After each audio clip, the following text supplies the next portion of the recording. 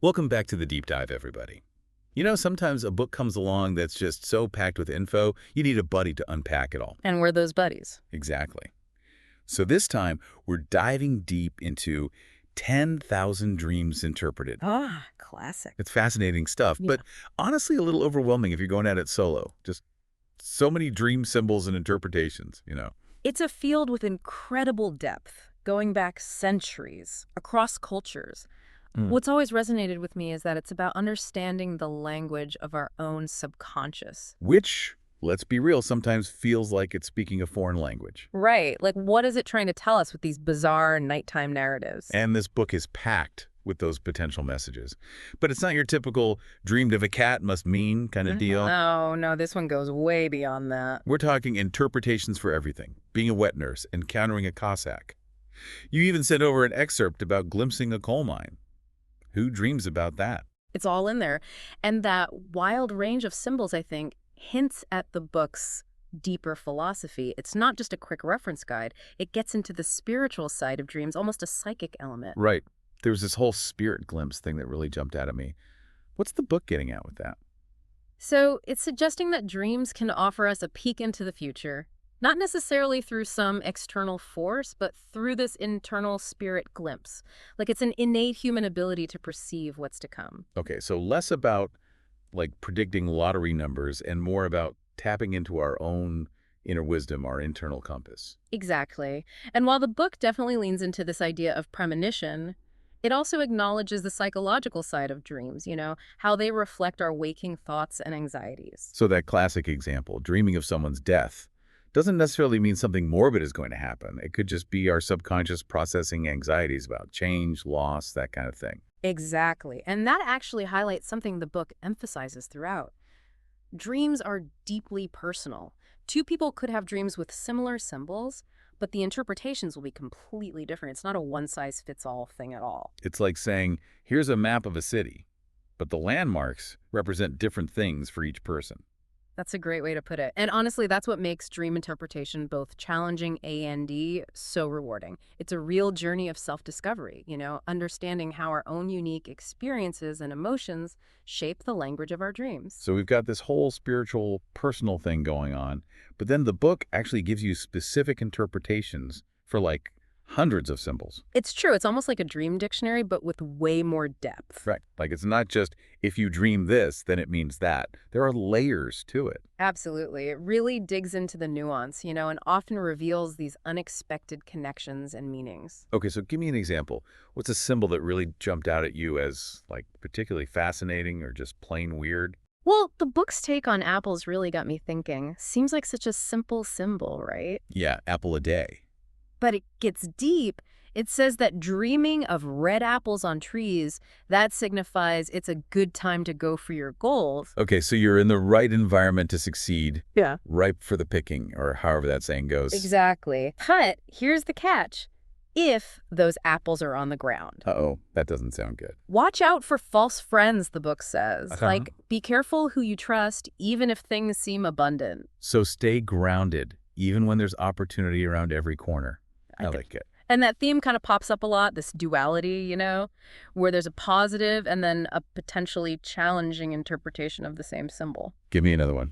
All right, how about peacocks? Okay, those are pretty straightforward, Yeah. right? Beauty, extravagance. You'd think. But the book suggests they can also symbolize hidden sorrows.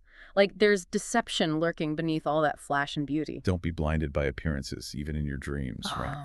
Exactly. Which, let's be honest, that's a good lesson for waking life, too. For real. It's so Yeah. easy to get caught up in the surface level of things.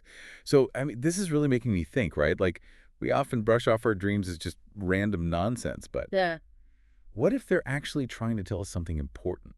That's the big question, isn't it? And I think this book really wants us to consider that, yeah, maybe there is more to our dreams than we realize. Like, they're giving us guidance, warnings even, just disguise in this symbolic language. Exactly. It encourages us to be curious, to explore those hidden meanings behind all the weird stuff that happens when we're asleep. We're all dream detectives here, looking for clues, trying to make sense of the case. And the more we understand the language of symbols, the better we become at interpreting those clues, right? Like we're unlocking some hidden wisdom within ourselves. So This book is basically a guidebook for our own minds. It gives us a framework, but Real work happens within. yeah, exactly. It's about asking ourselves, okay, what does this symbol mean to me in my life with my experiences? 100%. The book's a starting point, but the journey is different for everyone. And speaking of journeys, you were telling me earlier about the crazy range of symbols this book covers. We've got apples, peacocks. You sent me an excerpt about, what, being chased by a bear or Oh, something? yeah, tons of animals, but it goes way beyond that. Objects, emotions, even like abstract Okay, concepts. getting abstract. How abstract are we talking? Pretty abstract. It even has interpretations for dreaming about different months of the year. Whoa, okay, that's next level. Like, what does it even mean to dream about, I don't know, June? Well, you probably won't dream about it now since it's October, but Right, yeah. October dreams, it says here, they often mean, gratifying success. Interesting. And let me see, also the forming of new friendships that will last. So October's about reaping what you've sown and making some solid connections. Yeah. Not bad. Right. So even something as, basic as a month, it can have a whole symbolic meaning in a dream. It's like our subconscious is talking to us in this universal language, pulling from everything. And the more fluent we become in that language, the more we can understand what it's trying to say. It really makes you think about that, saying, we're not human beings having a spiritual experience. We're spiritual beings having a human experience. Yeah. Like maybe our dreams are part of that spiritual side, just trying to get through. Totally. And this book gives us a framework for actually paying attention to those messages. We've talked about how personal interpretation is key, right? But it also digs into the feeling of a dream. Oh, interesting. So it's not just like if you see a house, it means this. Right. Like, take the classic dreaming of home example.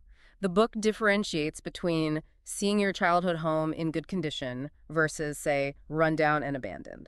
Totally different vibes, totally different interpretations. So the context is everything. It's not just the symbol, but the feeling you get from it in the dream. Exactly. That's where self-reflection becomes super important.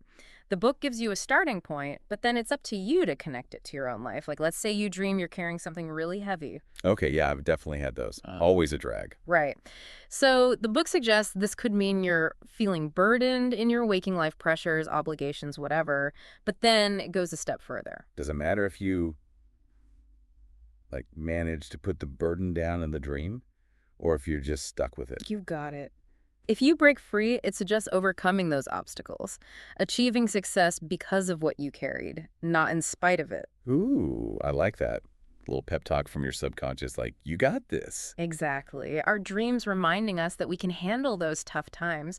It's not about avoiding burdens altogether. It's about finding the strength to carry them and come out stronger. That's such a good message. See, this is what I love about this kind of stuff. It makes those weird dreams feel less like random nonsense and more like opportunities. Like, what am I supposed to be learning from this? 100%. This deep dive has honestly changed how I view my own dreams. It's less about finding the right answer in some dream dictionary and more about having this ongoing conversation with myself. It's like when you realize a friend has been dropping hints about something for weeks, and then suddenly it clicks. Yes. Maybe our dreams are trying to do the same thing, but we haven't learned the language yet. And luckily for us, this book is like Dream Interpretation 101. Right. It gives us the tools to start decoding those messages for ourselves. Exactly. Not dictating meaning, but empowering us to find it, which is a great note to end on, I think. Definitely. So for everyone listening, we challenge you. Dust off those dream journals. Start paying attention to what your subconscious is trying to tell you. Who knows what hidden wisdom you might uncover. Until next time, sweet dreams, everybody.